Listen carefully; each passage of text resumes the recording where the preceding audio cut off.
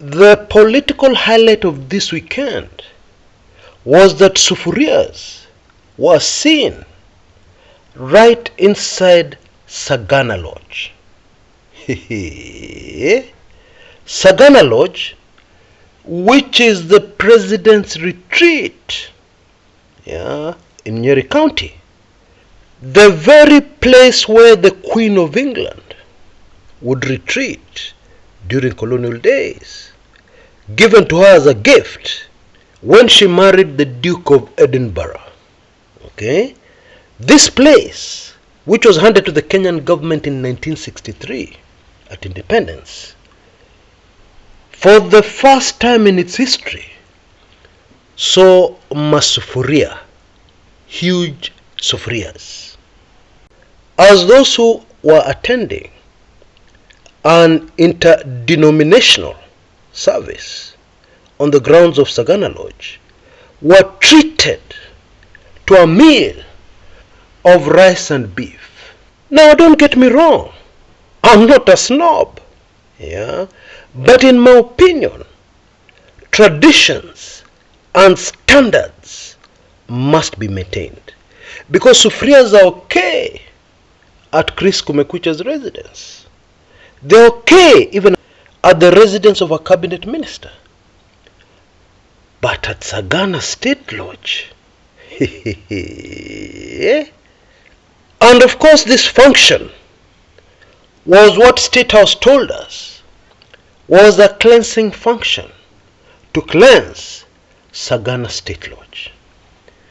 Now, the reason why I find that super fascinating is that if people were serious about cleansing, they should start in Parliament, bang in the middle of Nairobi CBD. If you've ever visited the place, you'll know precisely what I'm talking about. And then number 2, they should go to State House Nairobi. And then the other very important place is the vicinity of the Kisumu Referral Hospital, Russia. All that area towards Kondele and most of that area. Anybody interested in spiritual cleansing, that should be the priority. But if this was just another political move, another bid to float a narrative that will make some people happy, if it was just about cleansing in quotes anything that was said against the then deputy president, or any political plan that was hatched against the deputy president, then cleansing in quotes would make sense. But apart from that, there is no other way it would make sense. But the biggest blunder of Sagana this weekend, in my opinion, was something called timing. Because as a politician, you read the mood on the ground very carefully, and then you make a move. But it would seem that the regime of William Samoei Ruto is not interested in reading the mood on the ground. They're super confident that whatever mood is on the ground, they can quickly change it with rice and beef, free rice and beef meals on the grounds of Sagana State Lodge, and then have reporters interview the people. Seriously, what are you going to say when you've gone to somebody's place and they've given you a free meal? Hardly the time and place where you can be objective in your comments. So everybody praised the UDA government. Everybody praised Rigathi Gachagua. And maybe somebody can look at this in another very sad way, that currently in that area, such a meal is rare. Most people can't afford it. That's why I was intrigued when one person said, tumepewa mchele na nyama nyingi sana. But let us dive into the politics. Because I know that's what most of us are waiting for. Now, this was a very disappointing weekend for those who are expecting something to come out of the current bipartisan talks, Ruto Raila talks, whatever you want to call them. This was a very disappointing weekend. But for those who follow this channel, and trust and believe the information we give on this channel, it was absolutely no surprise. And in that regard, this is probably a very good time to go into another very nagging, disturbing question on the minds of most Kenyans to do with these talks. What are these talks all about? What is really happening here? Because throughout the weekend, President Ruto spent a lot of time telling people there'll be no handshake. He spoke a lot about Raila, his political competitor, as he called him. He shot a lot of barbs in the direction of the people he's supposed to be negotiating with. On the other side of the political divide, the other side on the negotiation table, Azimio, they're also behaving like they're not eager, they're not interested in these talks. And Azimio has told us very clearly that in their view, Ruto is not interested in talking. He is not serious about any settlement of the table. So the question is, how did these two sides end up on the negotiation table? Who brought them there? Or maybe more instructive, who forced them there and why? Those are the disturbing questions running through the minds of Kenyans. Stay with me and I will give you the answer towards the tail end of this show.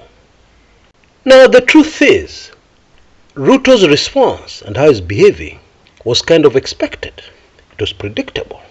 It is how the Ruto presidency behaves. Kenyans are getting very mad about it, but they're also getting used to it. But what was the real surprise for keen observers was the Azimio move this weekend. Raila Odinga, the leader of Azimio, told us that they're giving the talks 30 days, strictly 30 days, and then they make the next move. Now, that announcement by Raila was received with a lot of disappointment on the side of Azimio. And it begs the question, what is holding Raila back? What is causing Raila each time, when he knows very well how something is going to end? What is causing him every time to say he has given the other side 30 days? Because this is the second time he's saying that. You remember the earlier 30 days given to Kenya Kwanza? They elapsed. Nothing happened. And Maandamano returned. Now this is the second time. And by the look of things from both sides of the political divide, nothing is going to happen. Nothing will change. So what is causing Raila to hold back? What is it? Now, in my opinion, I believe the answer to that question is international. And it is complex, complicated. But let me just try and explain, summarize it all in a way that we can all understand. Now, global politics has never been more interesting than it is now, because we have Russia on one side and we have the West on the other side. That's simplifying it. And then we have African nations, especially those ones around West Africa, finally waking up to smell the coffee after decades. What these developments have done is that more and more Kenyans have realized the hold powerful nations of the West have over the nation called Kenya, and indeed over Africa as a whole.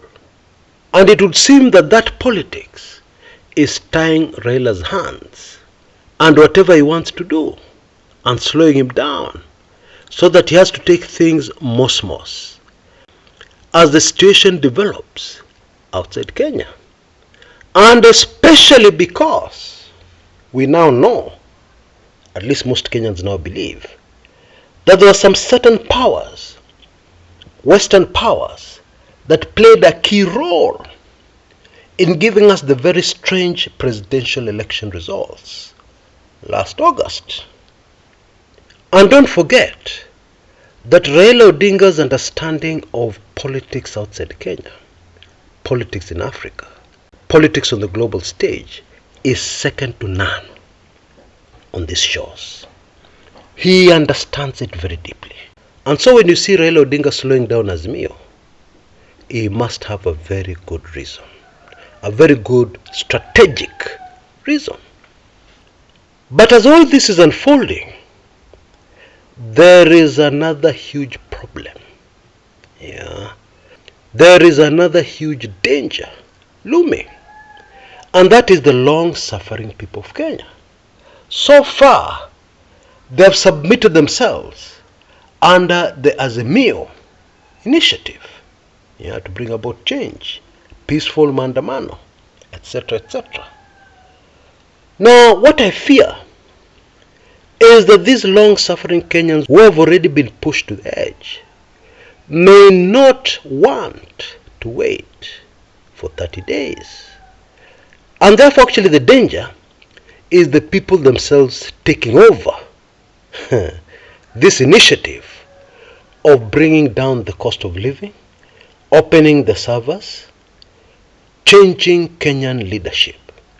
There is the real danger that the ordinary folks could take this up by themselves and decide to take steps and action to correct things in Kenya, which would be a disaster. I think you'll agree with me. And I fear this will happen, especially because of the way Kenya Kwanza are behaving. What they are talking, the public statements they're issuing, they're actually provoking people. You launch a campaign within the Mount Kenya region and you kick it off by feeding people with rice and beef.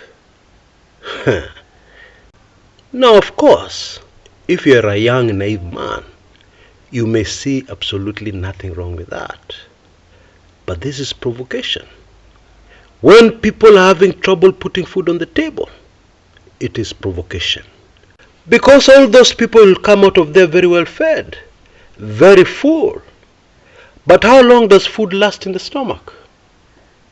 And then 2-3 days later, when they're hungry, how do you think their mind is going to start working? In my view, the current government, whether they are aware or not, are playing dangerous, deadly politics, which is not good for a country.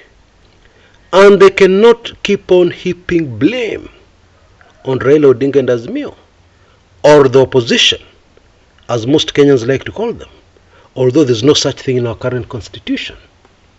But my point is, when you are the leader, when you are responsible, you cannot blame somebody else.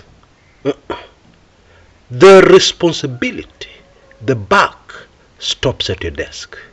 You cannot even blame past presidents.